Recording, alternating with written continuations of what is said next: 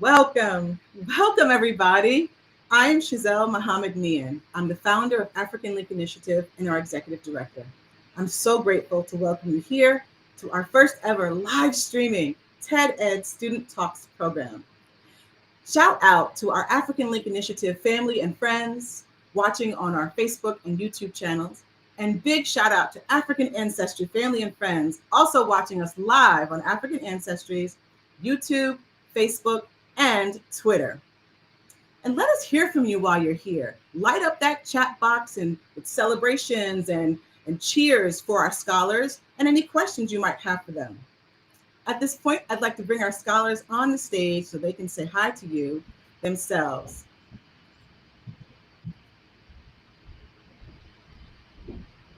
Cerevel. Thank you all for supporting and welcome to our TED Talk. Yes, thank you. Hello, thank you for coming. Thank you for coming, and thank you all for your support of the African Link Initiative. Thank you all. That was a great job. And as we support our scholars today, keep in mind that this is also a live fundraiser.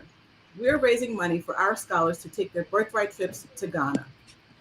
Some of you may know I took my own birthright trip to the continent in 2019 to 2020, and I am still being transformed from my time there. And our scholars deserve the same opportunity to connect with the motherland on their own and for themselves. We are halfway to our $3,000 goal, and I know you can help us get there. 100% of our proceeds are earmarked for our scholars' birthright trips, and those trips alone. And all of our donations are tax deductible as allowed by law through our partnership with United Way of Greater Mercer County. To give, go to africanlink.org and click donate. You can also support us by liking, sharing our posts on Facebook, Instagram, and YouTube. Now to Shakir Muhammad for some housekeeping.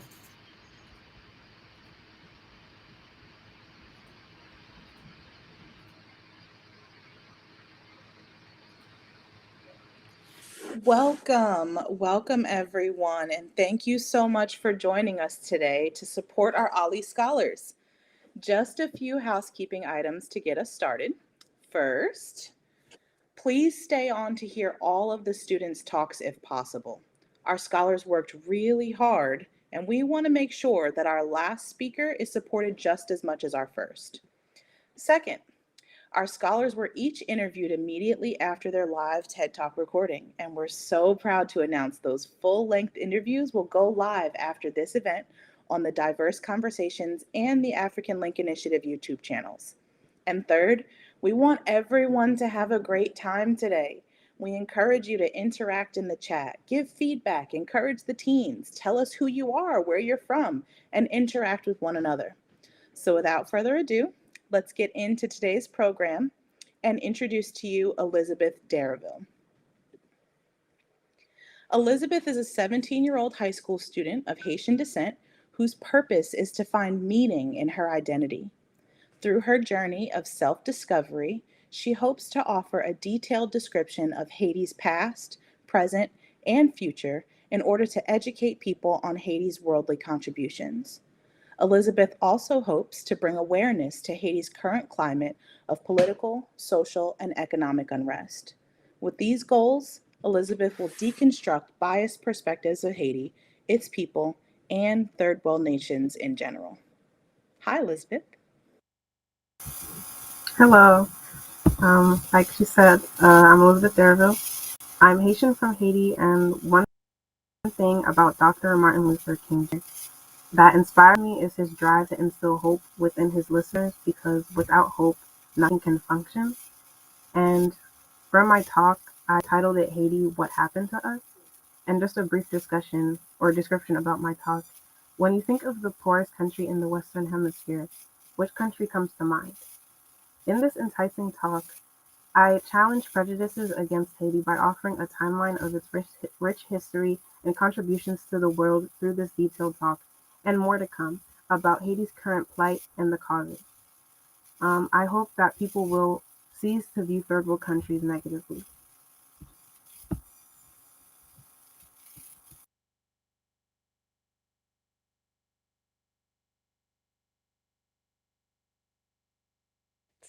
Hello, everyone. When you think of the poorest country in the Western Hemisphere, which one comes to mind? We're the type of nation that you see on CNN once in a while, when natural disasters hit or when political corruption is the topic of the day. You guessed it. Or did you guess? By a raise of hands, how many people picked Haiti? Okay, it's okay to raise your hand. See, I want to challenge everyone in this room.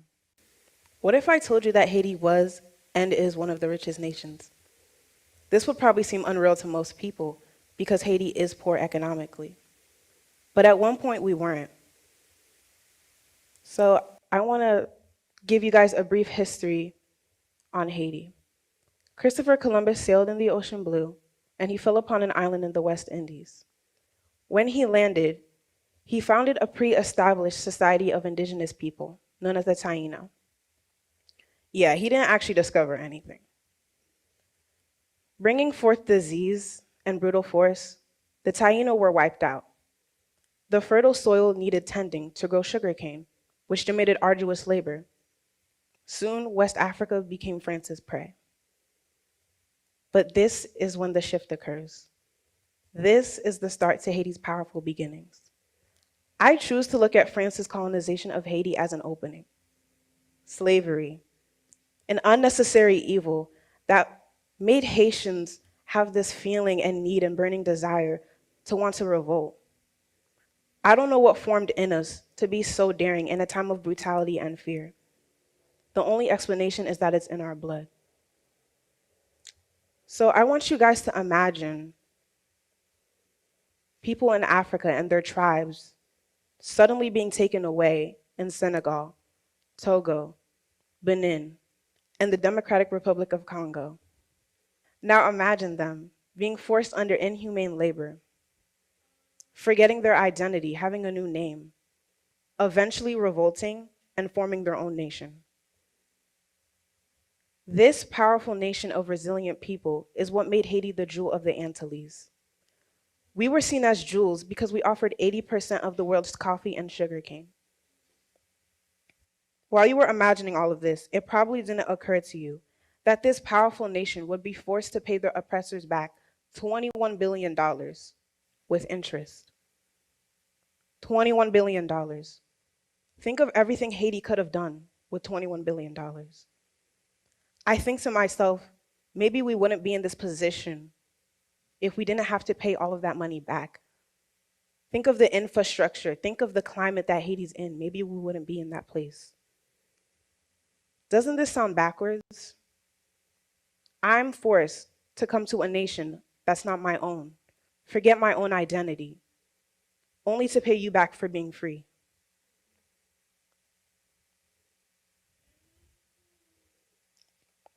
France's lack of acknowledging Haiti's independence is what caused our economic depletion, and it led to a cultivation of toxic mentalities within the Haitian culture because of generational trauma.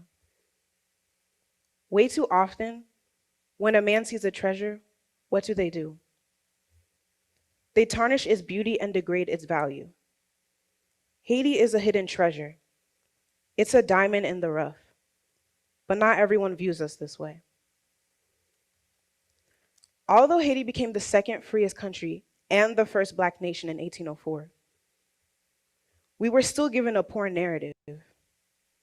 Haiti was titled the poorest country in the Western Hemisphere, more than the first Black nation. But what brought us here? What and who is responsible for our poverty?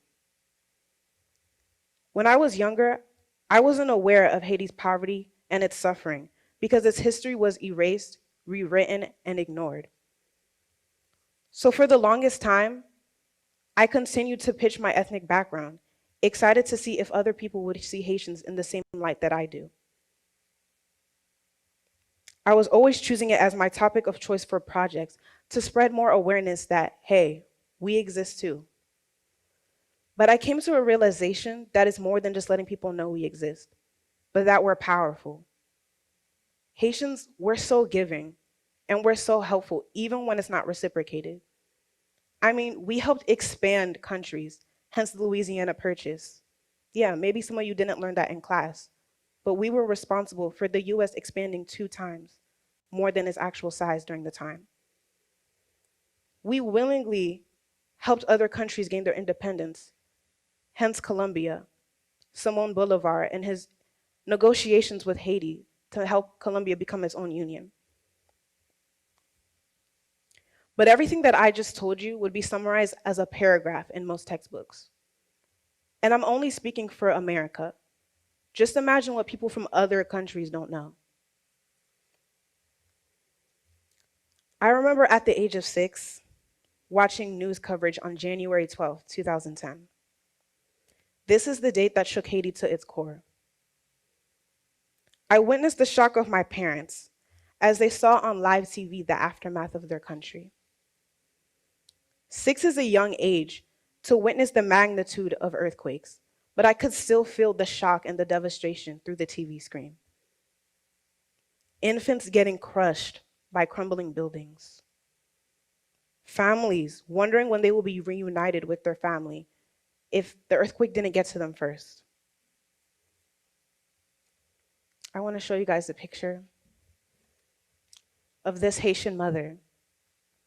And I want you guys to just look at it for a second. She's sitting on a broken promise, on a broken dream. Where is she going to go? How is she going to raise her child in the midst of chaos? She has the look of disappointment. She's probably dwelling on what just occurred. What's her next move? How can she suddenly move on from this? Now, even though I showed you this picture, I still want you guys to know that Haiti is a beautiful island. It's 1,888 miles away, but it's still the nearest thing to me. So here I was speaking Haitian Creole, but I had vague information on my history. My true history teachers were my parents, but there was always a discrepancy because they didn't know Haiti's entire beginnings. I frequently asked my mom questions on Haiti's past. Mommy, who created the Haitian flag? Or Mommy, what was my last name before Darreville? She doesn't have the answer. And while we're all searching for answers on our identity, Haiti's being deprived of strong political leadership. Either it's too many foreign hands trying to fix us, or gangs within the country itself who have no interest in the progression of Haiti, which in turn separates us. Whether it be through continuous social and political unrest, corruption, poverty, and death. But nobody's listening. Nobody seems to care about what's going on in Haiti. Nobody seems to understand the suffering that we're facing. But refuge is quickly offered to other countries in need. Now, I say this not out of bitterness, but out of a realization that Haiti is truly invisible to the entire world. I looked at my father's expression of sadness and disappointment when I asked him if he still listens to news about Haiti. He told me he listens from time to time, but it's usually dark and it's negative. It's the same thing every day. Nothing's changed. Is Haiti capable of change? Will this great nation that refused oppression and slavery suddenly crumble? Is this our fate? L'union fait la force. This is a slogan Haitians used to live by. It means in unity we find strength. We had this unity when we revolted and formed one nation.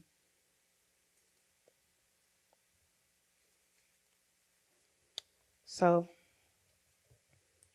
I come here to encourage all of you to realize that Haiti is here to demand respect. We want something more. We're here because we're revolutionaries. We were the first, and we won't be ignored. And we won't be in a situation where whips will ever be used against us ever again. Because we suffered a lot to get here. So I encourage each and every single one of us here, do your research. Look more into Haiti and what's going on, the political unrest, the death, the unnecessary things that are going on. Because it all sounds like a broken record. People dying, poverty, it's the same thing. But if you listen to a broken record several times, maybe you find a different tune out of that same broken record. Maybe you hear the guitar or the G minor on a piano. What I'm trying to say is that Haiti will have a new tune. And I remember my mom saying she was going to disassociate herself from Haitian news for a while. But I watched that she continuously kept immersing herself through the news. She just couldn't disassociate herself with her own people. She had to know what was going on. And I realized she did this because she was searching for a new tune of triumph. She was searching for a tune where she will one day get the opportunity to spend the rest of her days, as she would say, "No pays moi," in my country. So Haiti will have a new tune of triumph. And one example is the Haitian business Caribou. It's having a comeback, and it's a business that sells coffee. Remember how I told you that Haitians were responsible for 80% of the coffee in the world? Yeah, we're coming back. We're making our footprint on this world, and we will not be ignored. So I ask of you again to do research. And I want all of us to respect third world nations, because whether we realize it or not, we're sitting in the seat of opportunity because of countries like Haiti. Thank you.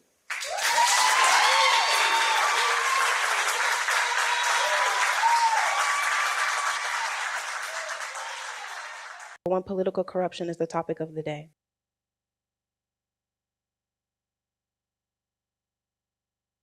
Fantastic job, Elizabeth. That was a great job. Thank you so much for your talk. Now we'll bring up Shakira to introduce our next speaker.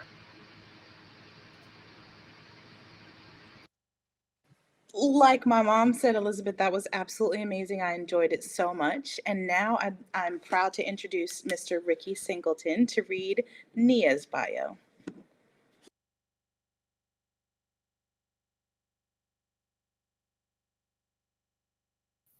Over the past few years, Nia has participated in a wide variety of clubs and activities such as the Princeton Girls Choir, Lawrence Middle School Chorus, and the Alvin Ailey Extension.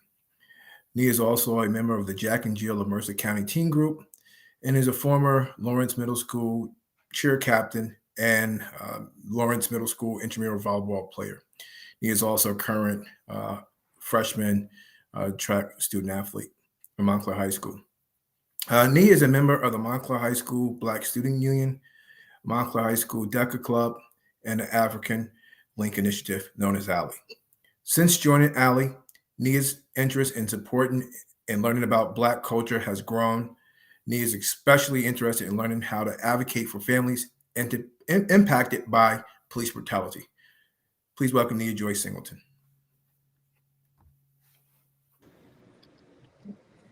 Hello, I'm Nia Joy, and one thing about Dr. Martin Luther King Jr. is that he inspires me, like he inspired millions as well, to encourage and have faith in others because he had a dream that we all would be united one day. Is justice for one and justice for all? In my talk, I will explain how Black people have been unjustly killed as a result of police brutality. I also shed light on how ineffective policing skills have galvanized Black communities to demand safer communities for all. I Can Breathe is a reminder that we can collectively change police brutality through protests, changes to law, and proper police training.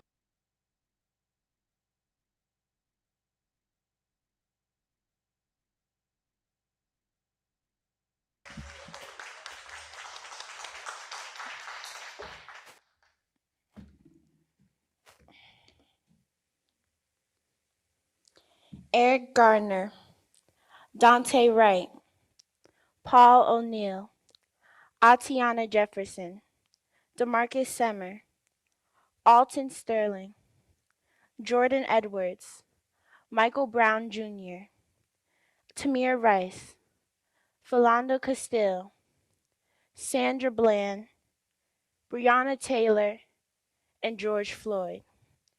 These are pictures of African Americans who were unarmed and lost their lives due to police brutality. These are fathers, daughters, sons, siblings, and children that lost their lives too soon. Why did each of these unarmed civilians have fatal encounters with the police? Why is there a pattern of behavior that executes Black bodies, especially Black men, more than any other race? We all know Black Lives Matter. So why was this fact not honored by the police officers who killed these people? These officers took oaths to protect and serve all citizens, but they broke their promise. According to the New York Times article written in 2015 by Sheila Dewan and Opal Jr., 12-year-old Tamir Rice was fatally shot in the abdomen at point-blank range by Officer Lohman, who was an 8-month rookie. He arrived on the scene after reports of a suspect with a gun.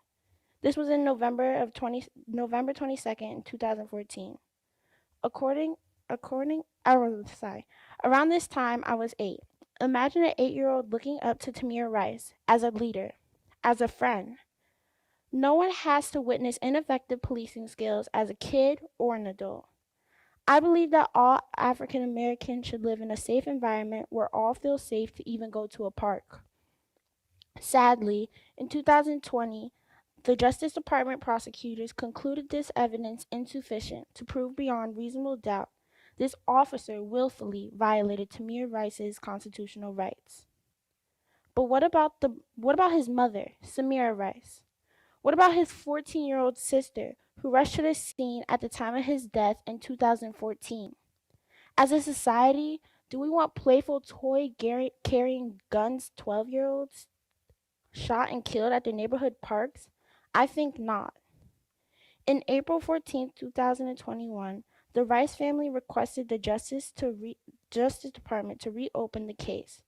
Senator Sherrod Brown and Representatives Tim Ryan, Joyce Beatty, and Marcy Kaptur signed a letter dated April 23, 2021 to the Department of Justice. The claim is justice delayed is justice denied. And accountability for Tamir Rice's death has been delayed for more than 6 years.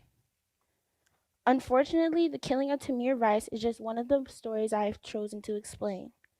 Fatal encounters with police officers are irreversible tragedies that have galvanized communities to demand police reform now. Enough is enough. As a nation and a global community, we saw enough is enough with the 9-minute and 29-second killing of George Floyd by former Minnesota police officer Derek Chauvin. He knelt on Floyd's neck even after he lost consciousness. This unacceptable display was traumatic for the world. But imagine being one of his children. Imagine hearing these last 7 statements from George Floyd. Mama, Mama, Mama. A 46-year-old man was calling out to his dead mother, who died 2 years prior.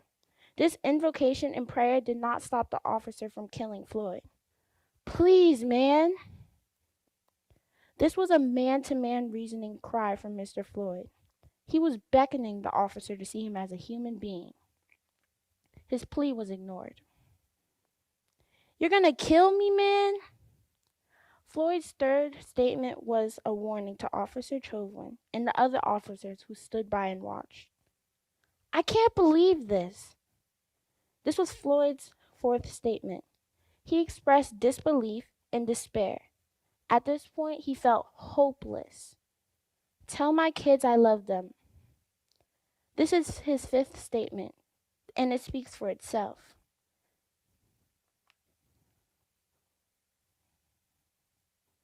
A family in mourning and a heartbroken community still lives with the aftermath of this tragic loss.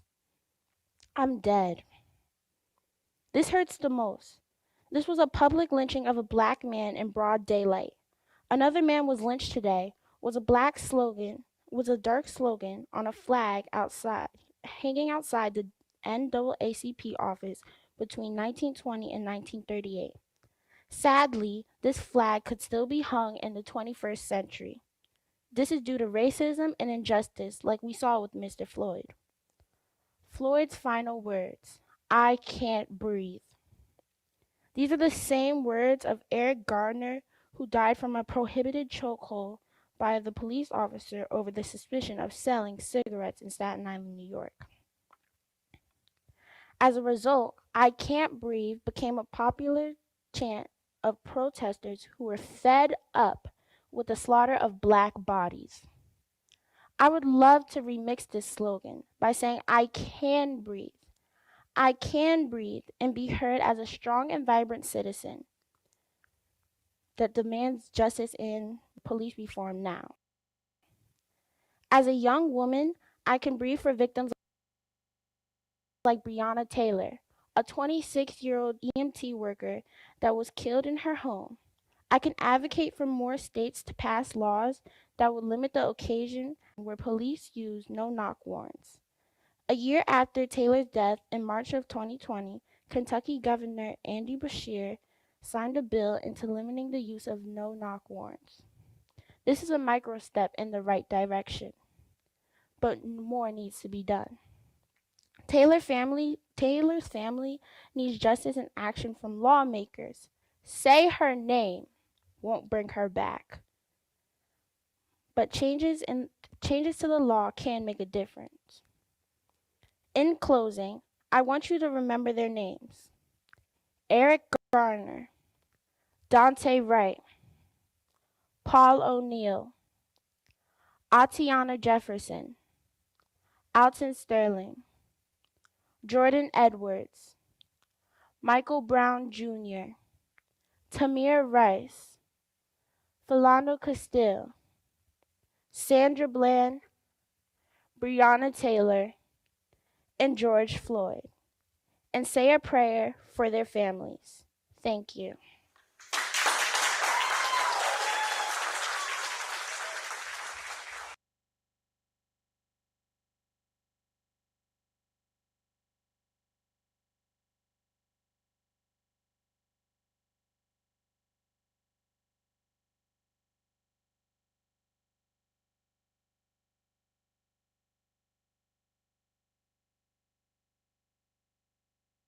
That was awesome. That was awesome. Thank you so much. And here's Shakira to bring on our next speaker.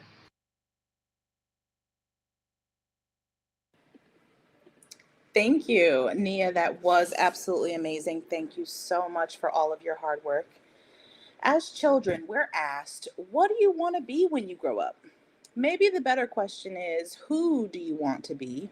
But we're taught to look for the answer in our communities, in our schools, and in our families. For so many Black children and children of color, though, finding inspiration that looks like us is challenging. We learn about trailblazers like Dr. Martin Luther King Jr. and Shirley Chisholm, but do we see faces that look like theirs when we think about being a firefighter or an astronaut? I'm 33 years old and didn't really learn about NASA mathematician Katherine Johnson until the movie Hidden Figures premiered in 2016. This Dr. King Day, let's honor his mission by continuing our work to be an example for the next generation of Black brilliance. With that said, I'd like to introduce Jermaine Blunt Sr.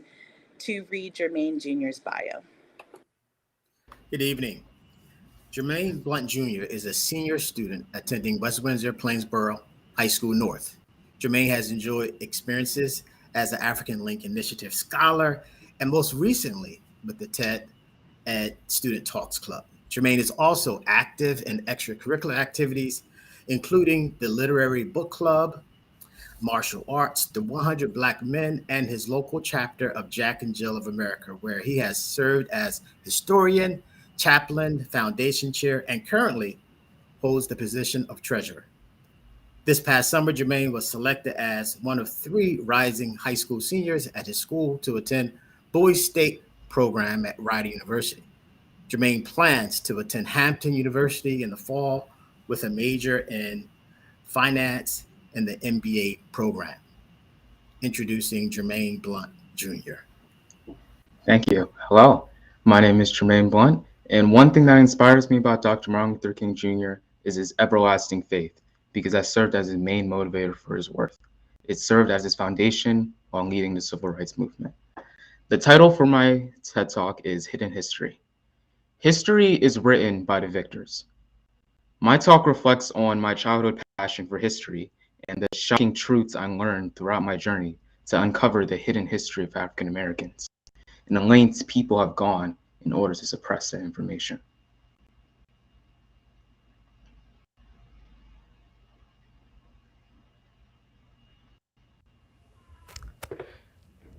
Good afternoon. Good afternoon. Once again, my name is Jermaine Blunt, and my topic, or my title of my speech, is Hidden History. Throughout history, those in power have changed the record to favor themselves, often at the cost of those being oppressed. Until lions have storytellers, hunters will be seen as the heroes. How many of you remember something you learned in history class? Just raise your hands. Columbus, probably. Revolutionary War, safe. Slavery, probably, yeah. How about redlining? Yeah. Gerrymandering, lost cause, yeah, me either. These topics have not been taught. When I was younger, in my free time, I'd read history textbooks from our teachers, and I would watch historical documentaries and YouTube videos. If you can't tell, I'm a history buff.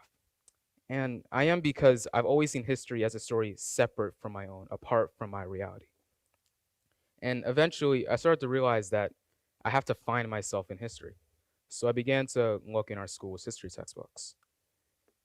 And the only people I saw that looked like me were either in chains or working in fields.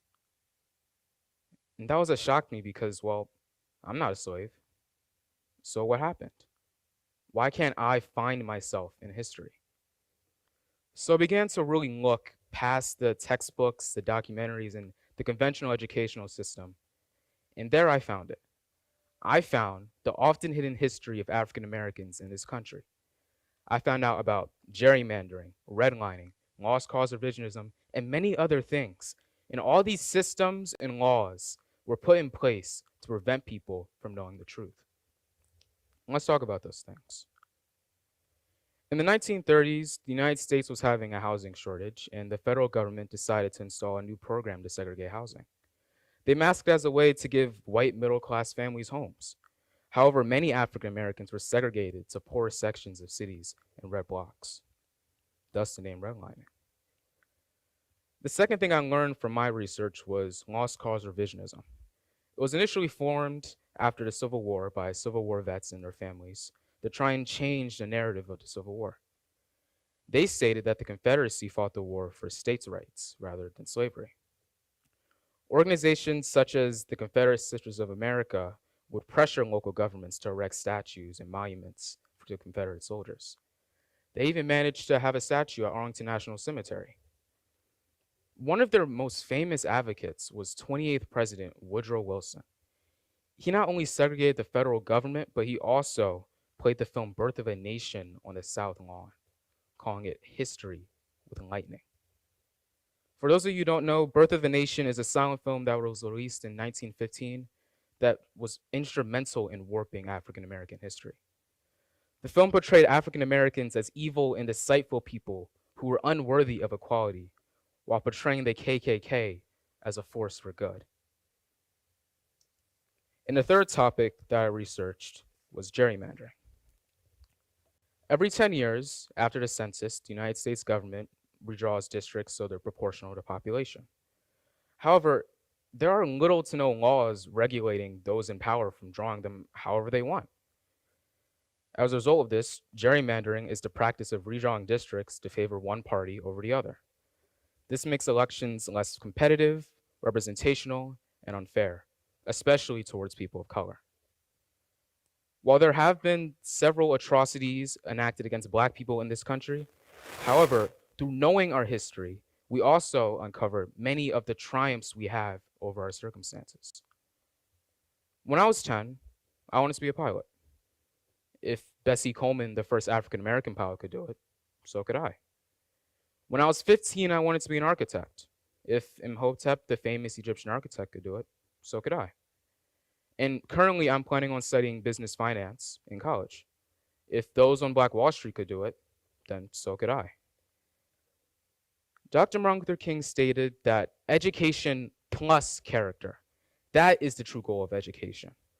While I agree with Dr. Martin Luther King Jr., how do you make that actionable? I propose a simple 3-step plan to learn from our history. Number one, understand that our textbooks are incomplete. Consider your sources of information. Number two, it's important that we are all cognizant that we are all at different stages of learning. And we should seek to understand a person's perspective and provide concrete evidence. And finally, we should use history to inspire and remind us of what is possible. History reminds us of our potential, the challenges our people faced, and the barriers we overcame. Through this talk, I've shared with you a way forward by researching our history. The true purpose of education is to obtain and apply knowledge. And as we learn our past and apply our knowledge to the present, we can change the future of our people. Thank you.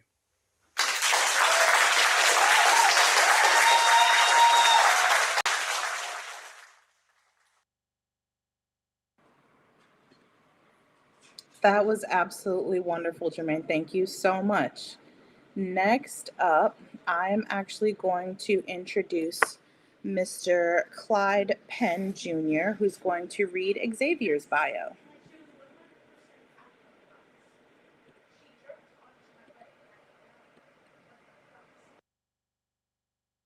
Good evening. Xavier is a ninth grade student attending Lawrenceville School. He's a member of the Lawrenceville's football and basketball team and also part of their investment club.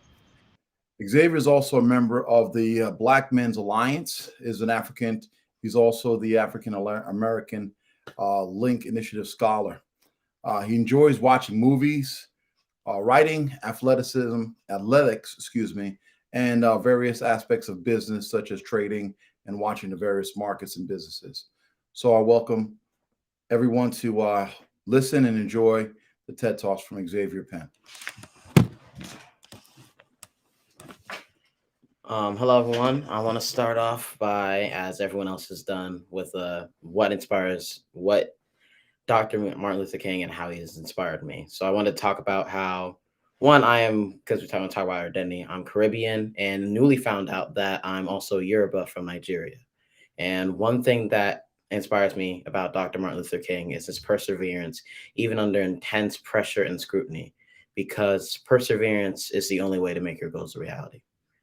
So the title of my talk is The Black Monolith, the single story of the Black experience in film.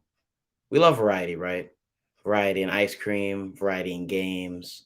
What if I told you we lack variety in one area? In this informative talk, I delve into the lack of variety or diversity in the expression of Black stories through film and how this goes back to the era of hip hop.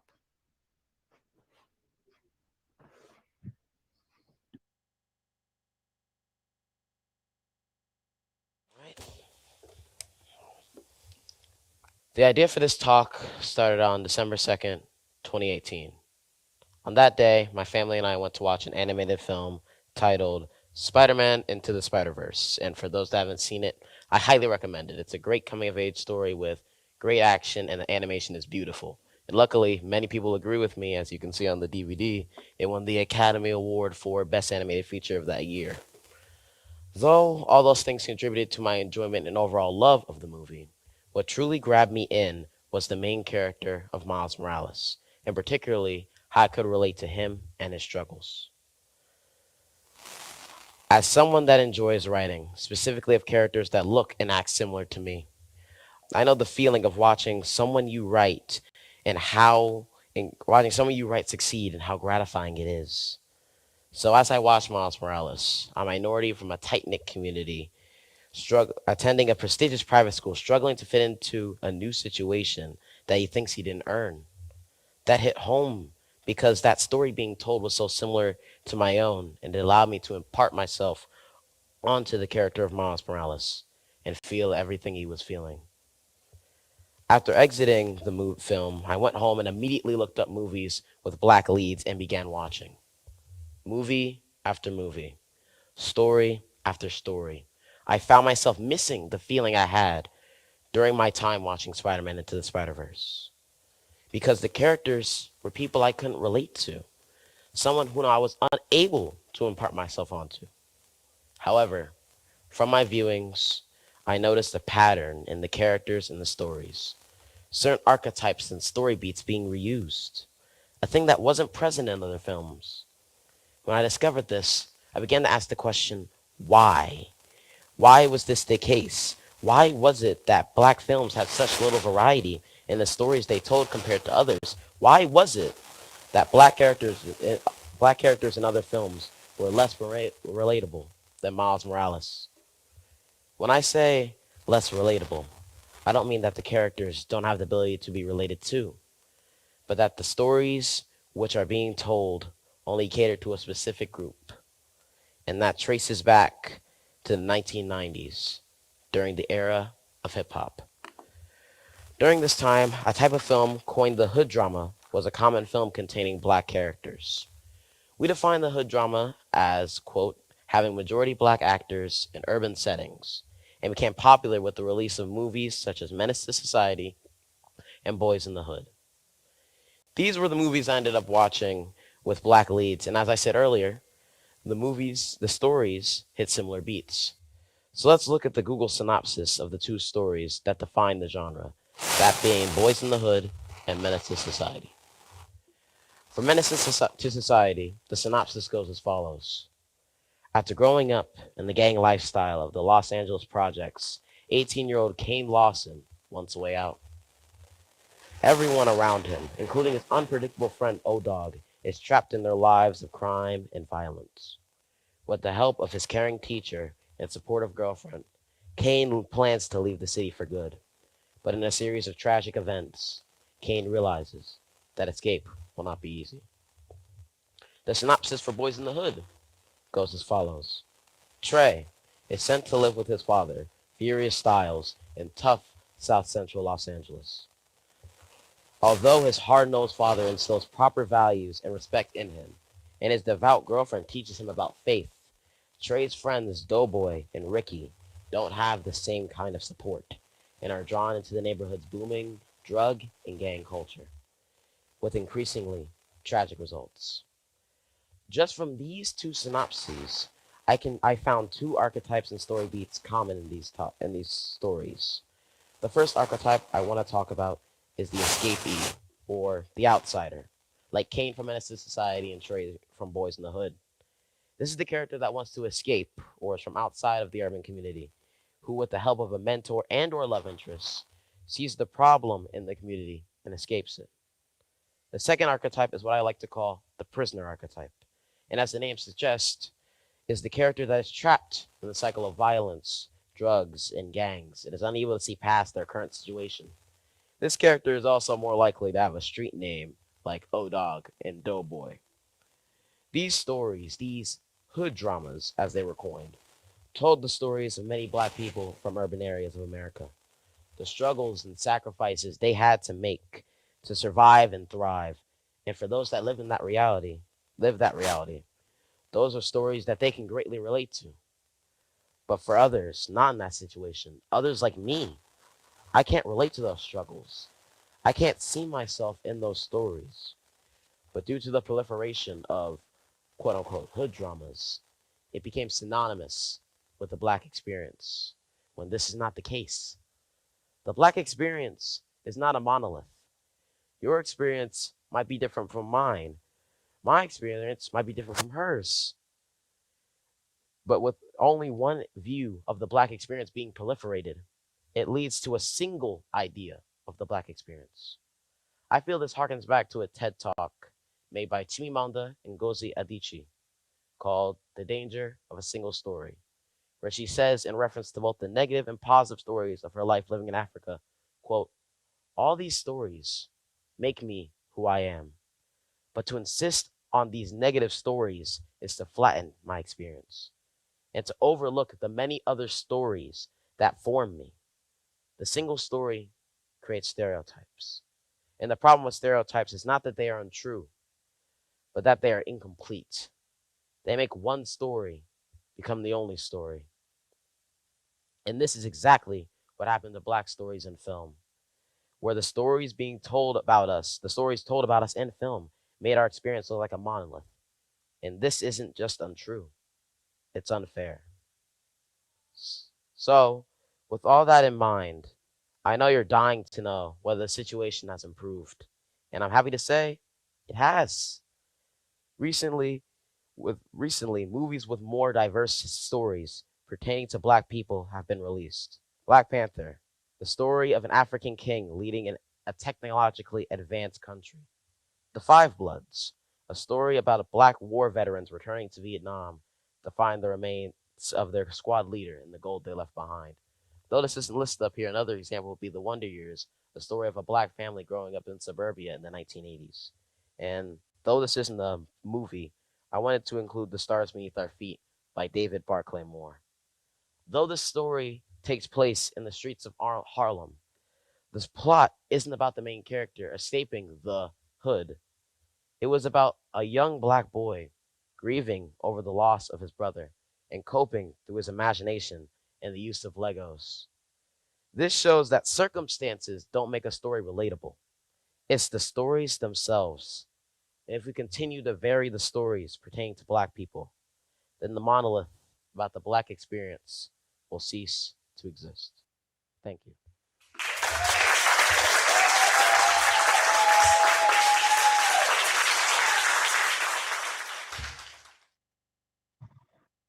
Wow, that was absolutely amazing, Xavier. Thank you so much.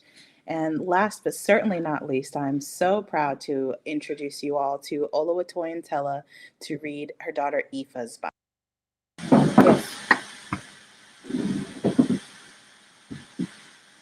Good evening. Aoife Teller Swan is a 15-year-old young lady in the 10th grade.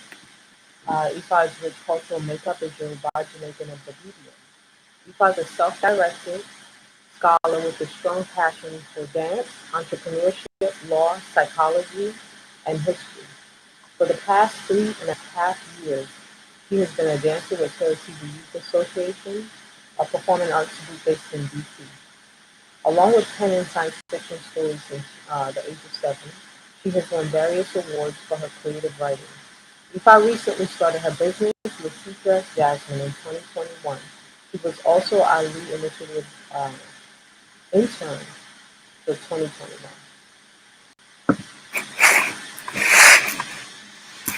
I am Baby from Equatorial Guinea, Jamaican, Yoruba, and Bahamian.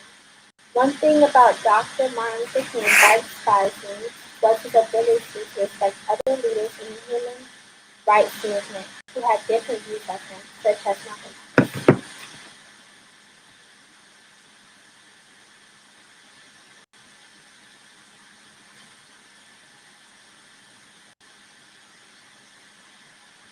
Thank you, people. Dr. Carol will read the presentation.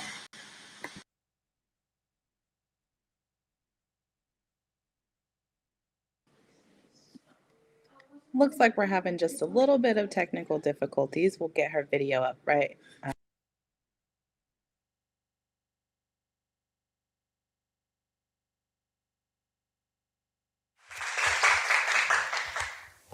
Okay.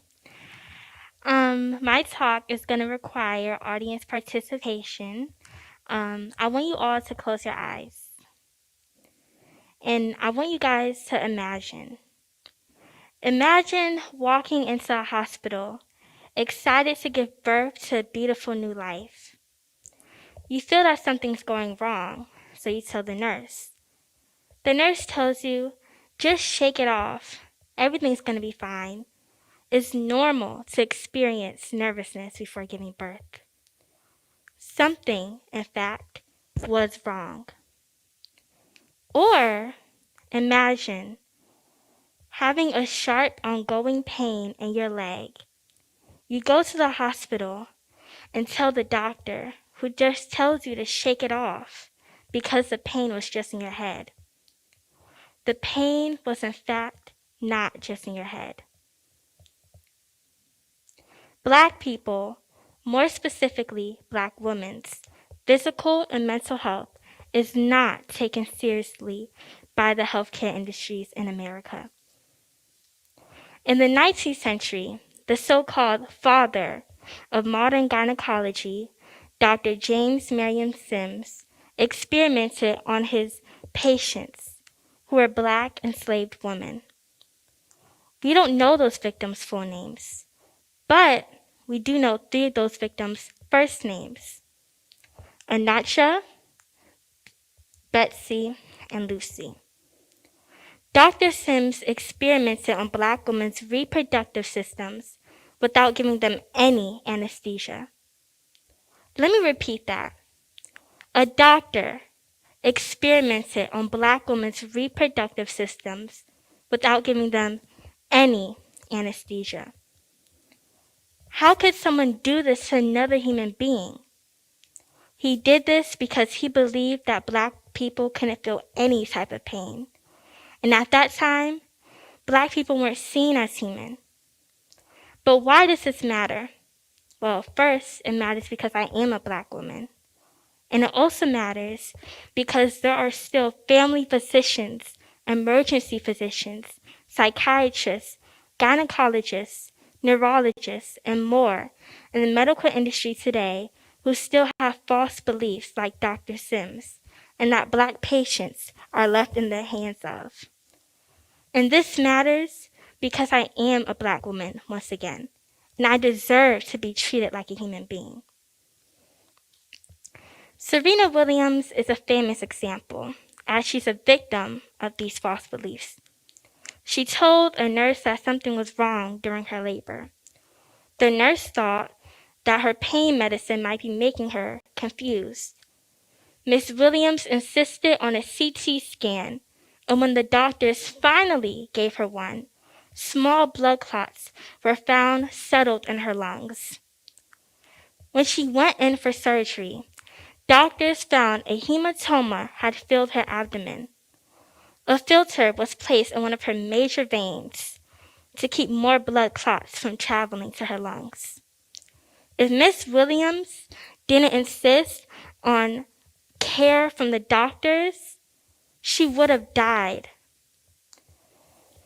Miss Williams' fame helped bring this issue to the forefront, but there are still countless Black women who aren't famous, who have suffered at the hands of medical establishment due to bias. One study of 400 hospitals at the United States showed that Black patients with heart disease receive older and cheaper treatments than the white patients. After surgery, they're discharged earlier from white patients at a stage when discharge is inappropriate. The University of Minnesota School of Public Health looked through 1.8 million Florida hospital births between 1992 and 2015.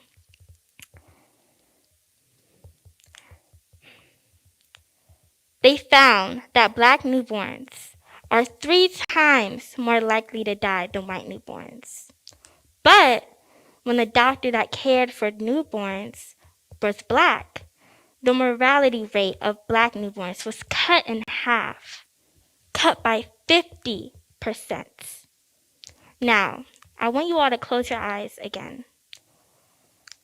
Imagine you're a mother of 5, it's 1951, and you have abnormal bleeding in your reproductive area.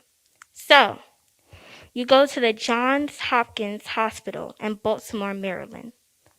You go under several treatments for cervical cancer, but sadly passed away in 1951 at 31 years old. But a doctor, Dr. Gay, saw that your cells doubled every 24 hours, unlike other patients with cervical cancer. So, your cells were then, and still are, used to study the human genome, to test the effects of radiation, played a role in the development of the polio vaccine, and so much more.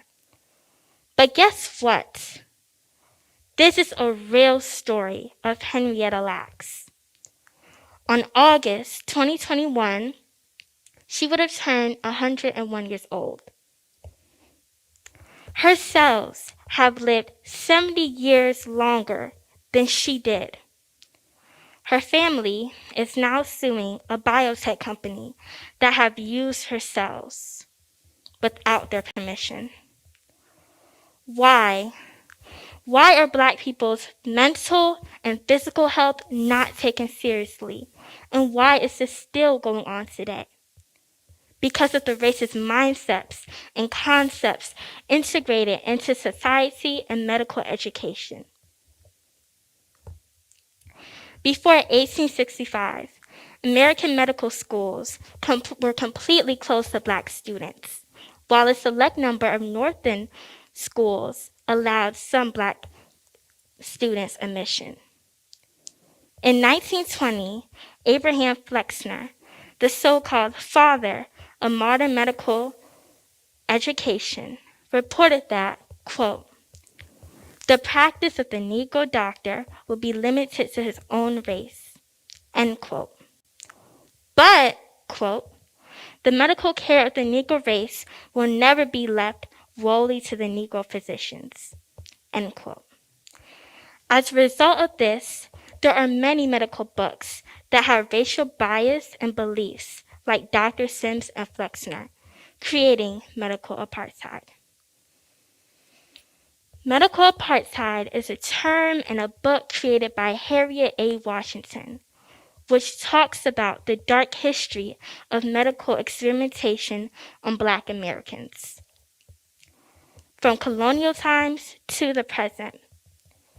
Gaslighting is a specific type of manipulation where the manipulator is trying to get someone else or even a group of people to question their own reality, memory, perceptions, or even experiences. The 20th century still faces medical apartheid, but it's easier to report cases of racial injustice in the healthcare system. Maybe not in the exact moment due to frequent gaslighting, but on social media. Many, not just Black women, but Black men as well, record racist and biased encounters with the medical system and post them online. Now, there are more available Black-owned hospitals, Black nurses, Black doctors, and socially conscious people of different races and backgrounds in the medical system that are aware of this injustice. But sadly, in 2019, the Association of American Medical Colleges say that only 2.6% of the United States doctors are Black. The reason why is another story. But this data shouldn't matter. We as Black people should not have to take extra steps to ensure that our health is taken seriously by healthcare professionals. We are normal human beings who deserve the same care as others. Thank you.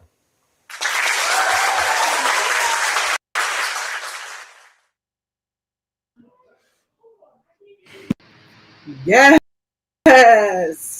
Yes. That was awesome. What an amazing showcase of Black talent, Black joy, and what I call Black sunshine. You all did an amazing job, a beautiful job, and I could not be more proud of you. Thank you, scholars, for all the hard work and dedication you put into making today possible. Doing your talk, studying, learning, it was a lot, and I appreciate you. Thank you. Big shout out to our African Link Initiative and Diverse Conversations family and friends. And shout out to our African Ancestry family and friends all watching live on Facebook, YouTube, and Twitter. Thank you for joining us, supporting our scholars, and donating so generously. Shout out and huge thanks to our parents and volunteers who helped make this event possible. Please remember to like, share, and follow us on Instagram and Facebook at African Link Initiative. To donate, volunteer, or nominate a student, a scholar for our program, go to our website, africanlink.org. Thank you again for joining.